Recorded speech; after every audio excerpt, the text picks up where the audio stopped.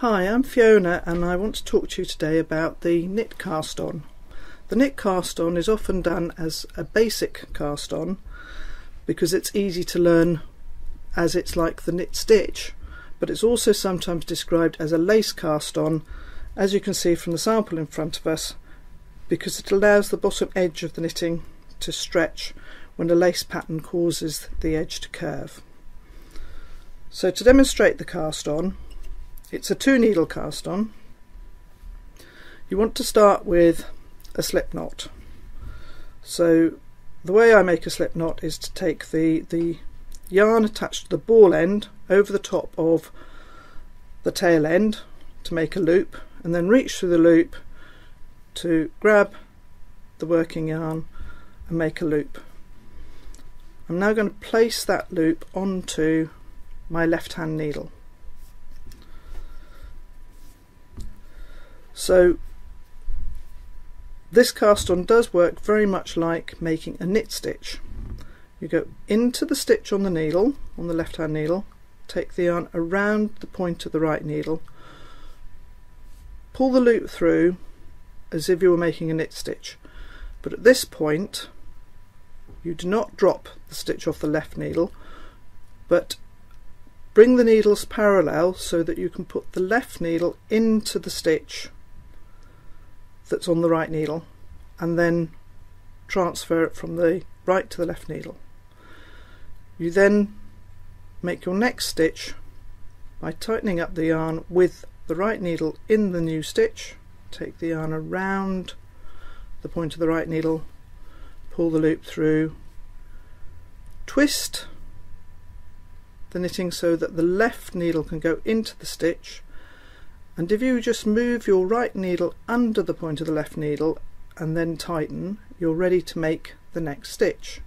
So again, around the point of the right needle, bring the new loop through, twist it onto the left needle, and leaving the right needle in place, you can just tighten the yarn without having to keep moving your needle around.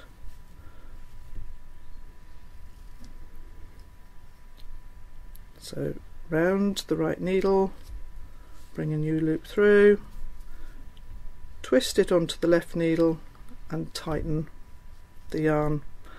And by tightening the yarn with the needle in the stitch, it means that you can make sure you can get into the stitch to make the next move, rather than taking the needle out, pulling the yarn tight, and then having to force your needle back into the new stitch. So round the point, the new loop through, put it on the needle. So you just keep repeating that for however many stitches that you need. When you start the next row, you just start knitting as normal. So if you were going into any kind of a stitch pattern, you would start the stitch pattern. I'm just going to knit the row. What you will find with most methods of casting on is that the width of the cast on seems quite tight when it's first made, but once you've worked the first row, the knitting stretches out. So I'm just going to knit this first row, and then I can pull the knitting out, and then I'm going to turn and knit a second row. One of the advantages of this cast on, as I said, was that it has quite a bit of stretch, quite a bit of flexibility. The flexibility comes from the fact that you have loops along the bottom edge, which are now much more visible. So if I lay this down, you can see here you've got loops.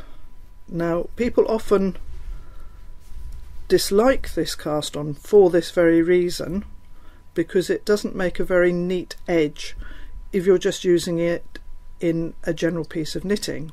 However, if you're using it for something like lace, for example this one again, that bottom edge, which was loops, will stretch to allow you to get the nice shape produced by the lace pattern, and you no longer see the big loops. Other situations where this cast on is very useful are things like patchwork knitting. So this is a little mitered square. Again, the cast on edge has to stretch around two sides of the square, so it has a nice stretch, and it also offers the advantage of being able to pick up stitches through these loops if you want to knit in a different direction. The ability to be able to pick up the loops is also very useful for quite a lot of other things. For example, with these beaded mittens, they're knitted in this direction in garter stitch, so I've cast on with the knit cast on, knitted a long strip, and then when I've got to the full length I've joined the wristlet together by working through the cast on loops and joining them to the last row of knitting, so that you get a nice join which is much easier.